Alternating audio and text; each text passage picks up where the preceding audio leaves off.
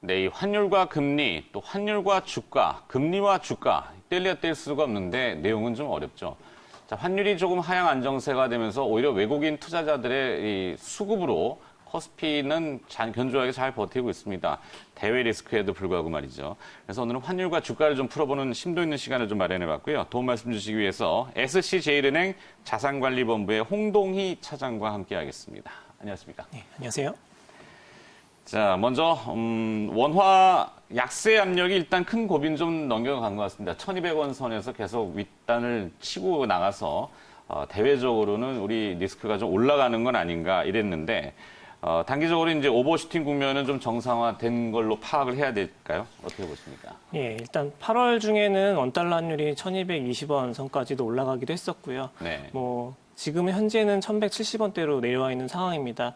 그 당시에 이제 원달러 환율이 그렇게 급등했던 부분은 글로벌 경기 침체 우려라든지 그리고 무역 분쟁, 브렉시트, 홍콩 시위까지 다양한 불안 요인들이 한 번에 몰리면서 좀 단기 오버슈팅이 연출됐던 것으로 보이고요. 네. 지금 현재는 이런 부분이 어느 정도 좀 정상화되었다라고 볼 수 있을 것 같습니다. 아무래도 무역 분쟁 관련해서 우려가 완화되면서 한국 경제에 좀 만연했던 비관론도 조금은 약화되는 모습을 보이고 있고요. 이런 부분이 여객 투자자 중심으로 좀 원화에 대한 매도 베팅, 숏 베팅이 조금 되돌려지는 그런 부분으로 좀 작용을 하고 있습니다.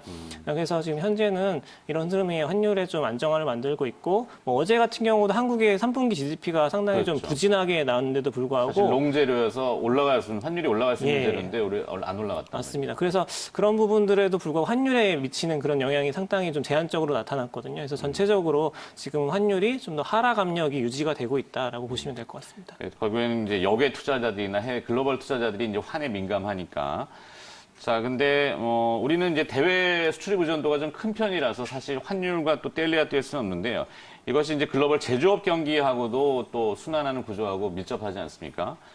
이유는 어떤 연유일까요? 제가 먼저 이야기를 드려버렸네요. 대외 비중이 높아가지고. 이유 말씀하신 것좀 굉장히 간단한 이유고요. 한국이 수출 중심 국가다 보니까 당연히 글로벌 교역량에 의존할 수밖에 없는 모습을 보이고 있고 그렇죠. 이 글로벌 교역량이라는 게 결국 제조업체들의 그 수요를 의미를 합니다. 그래서 네. 지금 현재 상황에서는 무역 분쟁으로 인해서 계속해서 글로벌 교역량이 감소를 하고 있고 이런 부분들이 결국에는 제조업 활동 둔화로 이어졌다라고 보시면 될 것 같고요. 결국 제조업이 결국 경기가 둔화될 때는 한국 역시 원달러의 그 약세 압력, 원화 약세 압력으로 작용하게 되고 반대로 제조업 경기가 개선된다라고 했을 때는 좀 더 원화 강세 압력이 높아지기 마련이다라고 보시면 될 것 같습니다. 그렇죠. 그게 이제 수출이 잘 되고 그러면은 달러가 많이 들어오고 그것이 이제 또 환전하는 과정에서 환율에 하락 압력을 주고 최근에 보면 이제 조선중공업 업체들의 또 수주가 좀 늘어난다 그래갖고 그쪽 셀 이야기도 좀 있긴 했어요. 확인된 건 아니지만. 그렇죠? 예, 맞습니다.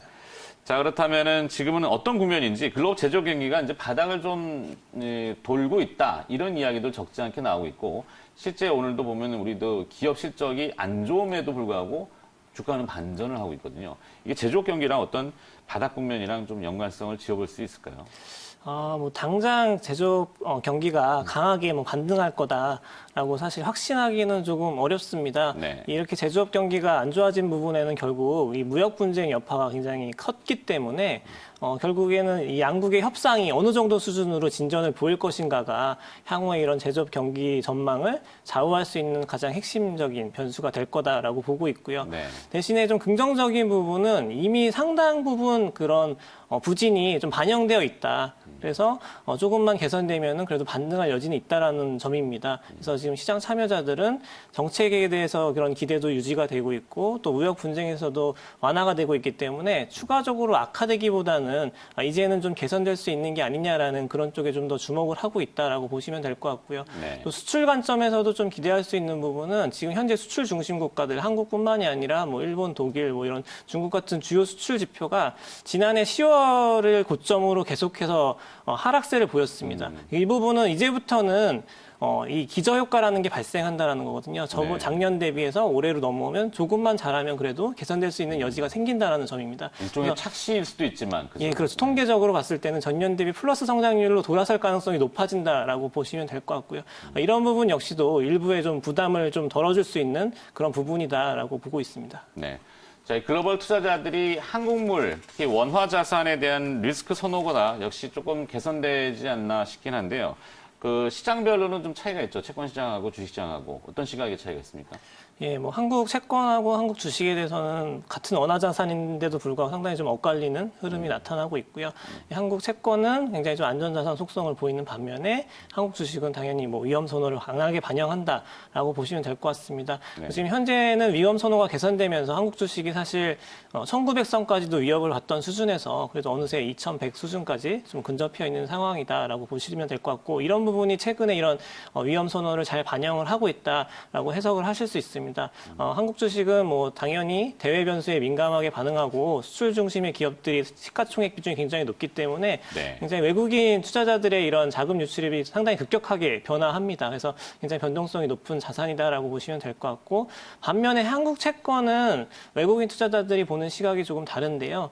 지금 한국 경제에 대해서는 재정 건전성이 사실 다른 여타의 이머징 국가들 대비 상당히 뛰어나다라는 점에 대해서 외국인 투자자들이 좀 편하게 접근하는 부분이 있고요. 올해 내내 사실 안정적인 흐름이 유지됐고, 외국인 자금도 한국 주식에서는 유출됐지만 사실 한국 채권으로는 계속 유입이 됐다라고 보시면 됩니다. 그래서 지금 현재 한국 주식은 사실 한국에 대해서는 성장에 대한 우려가 있지만 그래도 국가 부도가 난다라는 점에 대해서는 우려가 크지 않다라는 점을 외국인 투자자들이 그렇게 바라보고 있다라고 보시면 될 것 같고요. 네. 대신 단기적으로는 한국 채권이 최근 뭐 통화 정책에 대한 기대, 한국은행이 추가적인 인하 기대를 좀 약화시킨 부분이라든지 또 글로벌 전반적으로 금리가 반등하고 있는 구간에 영향을 받으면서 좀 단기적으로는 한국 채권에서 금리 변동성이 좀 나타나고 있다. 이렇게 보시면 될 것 같습니다. 그렇죠. 그러니까 뭔가 리스크가 이제 커지면은 채권에 대한 수요가 높으니까 가격이 올라가서 금리는 시장 떨어지는 이런 현상이 나타나는데, 최근에 이제 글로벌 금리들이 조금씩 반등을 하더라고요. 그게 이제 리스크가 조금 꺼지는 부분인지 아직 명확하지는 않습니다만 우리는 이제 데이터에 근거한 이야기들을 해봐야 되니까 미중 무역 분쟁 이야기 안 해볼 수 없는데요. 결국에는 사인을 할 건지, 뭐 스몰 딜에서 마이크로 딜, 이제 나노 딜까지 갔으면 얘기들이 많아요. 그죠? 예. 뭔 딜을 이렇게 많이 하는지 어떻습니까? 아무래도 지금 뭐 지난 워싱턴 1차 고위급 협상을 통해서 사실 뭐 한 단계 그 관문은 통과했다라고 보시면 될 것 같은데, 네. 구체적인 그 합의문이 작성이 되진 않은 상황이고 또 서명도 이루어지진 않았습니다. 그래서 이렇게 문서화된 작업 과정에서 또다시 좀 갈등이 또 야기될 수 있는 부분은 분명히 존재한다. 이렇게 보시면 될 것 같고요. 다만 트럼프 대통령은 지금 현재 무역 분쟁이 좀 진전을 보이고 있고 다음 달 11월에 있을 에이펙 정상회담에서 서명에 이를 수 있다라는 그런 가능성을 좀 열어뒀습니다. 그래서 구체적인 결과를 확인하기까지는 좀 민감도가 높게 유지될 수 있지만 양국이 협상 의지를 지속하고 있다는 점이 이전에 비해서는 좀 긍정적이다라고 보시면 될 것 같고요. 금주 들어서도 계속해서 좀 무역 분쟁 관련된 뉴스들은 그래도 갈등을 키우기보다는 좀 더 우호적인 소식들이 많이 전해지고 있어서 위안화 강세가 좀 나타나고 있고요. 이런 네. 부분도 원화에도 또 강세 요인으로 좀 작용을 하고 있습니다. 그렇죠. 위안화하고 우리는 또 이제 프락시라는 표현도 쓰지만 대체를 많이 하는 통화잖아요. 자, 근데 항상 딜을 보면은 과거에 이 몇 년, 한 1, 2년 사이의 경험이 트럼프 대통령의 변심 잘하다가 한 반에 딱 깨버린단 말이죠. 이번에도 그런 돌발 변수의 가능성은 전혀 없을까요? 물론 있습니다. 뭐 네. 항상 정치 이슈이기 때문에 100% 결과를 사실 확신하기가 굉장히 어렵고요. 그동안의 경험상에도 투자자들이 그런 경계를 계속 유지를 하고 있다라고 그렇죠. 보시면 될 것 같습니다. 그렇지만 지금 현재 그래도 좀 주목할 수 있는 부분은 미국도 그렇고 중국도 그렇고 좀 정치적이고 경제적인 부담이 상당히 좀 높아져 있는 상황이다라고 보시면 될 것 같고요. 특히 트럼프 대통령 입장에서는 최근에 미국 경제 지표가 상당히 부진한 흐름을 보였다라는 점, 그리고 뭐 탄핵 이슈도 있고요. 또 이로 인해서 또 지지율까지 하락하다 보니까 좀 더 부담이 좀 높아졌다라고 보시면 될 것 같습니다. 그래서 이런 부분들에 대해서 좀 고려를 할 것으로 보이고요. 또 특히 이제 가장 큰 문제는 경제 분야입니다. 지금 뭐 사실 경제가 안 좋은 상황에서 재선에 성공한 사례가 거의 없습니다. 그렇죠. 당연히 재선 성공률은 경제가 임기 후반부에 좋아야지 성공률이 높아지기 마련인데요. 그래서 이런 부분에 대해서 상당히 좀 부담을 안고 있는 상황이고, 이번 무역 협상에서 1단계 합의에 이를 때도 트럼프 대통령의 경제 참모들이 결국 재선을 위해서는 중국과의 좀 휴전이 필요하다라는 의견을 좀 참고했다, 이런 보도도 나오기도 했습니다. 네. 그래서 좀 이런 부분들을 감안했을 때 미국 측에서 좀 더 협상 의지를 보이고 있다라고 보시면 될 것 같고요. 또 중국 역시 좀 마찬가지입니다. 사실 중국은 정치적인 관점에서는 안정성을 확보하고 있지만 경제에 대한 좀 부담이 상당히 좀 높아져 있습니다.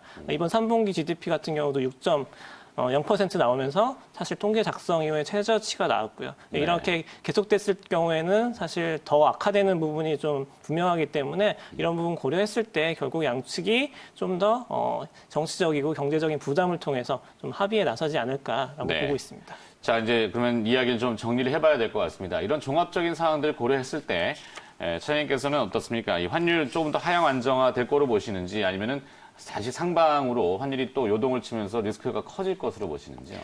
예, 아무래도 원달러 환율 하락 압력이 좀 더 단기적으로는 유지될 가능성이 높다라고 보고 있고요.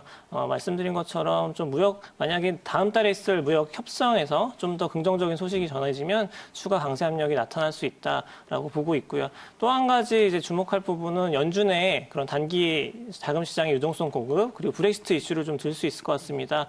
연준이 월 600억 달러의 유동성을 공급하기로 결정을 했는데요. 네. 이런 부분도 신흥국 통화에는 좀 더 우호적인 소식일 수 있고 그 이후에 브렉시트 같은 경우는 뭐 여러 논의가 오가고 있지만 적어도 노딜 브렉시트는 피할 것이다라는 좀 그런 믿음들이 좀 강화되고 있습니다. 그래서 단기적으로 원달러 환율 하락 압력 좀 더 유지될 수 있다. 그렇지만 긴 시각에서는 여전히 경제에 대한 부담, 글로벌 전체적으로 경기 후반부에 속해 있고 좀 여러 네. 가지 불확실성 요인들이 많기 때문에 이런 구간을 오히려 좀 달러 자산을 확보하는 기회로 삼으실 수도 있다라고 보고 있습니다. 네. 자, 이 환율과 주가를 좀 풀어봤는데요. 결국엔 그래서 뭐 이 원화 자산에 대한 매력도가 아직은 조금씩 올라가고 있는, 살아나고 있는 이렇게 판단을 해도 무방하겠죠. 예, 그렇습니다. 네, 좋습니다. 자, 오늘 이야기 들어봤고요. 도움 말씀 주신 분은 SC제일은행 자산관리본부의 홍동희 차장이었습니다. 고맙습니다. 감사합니다.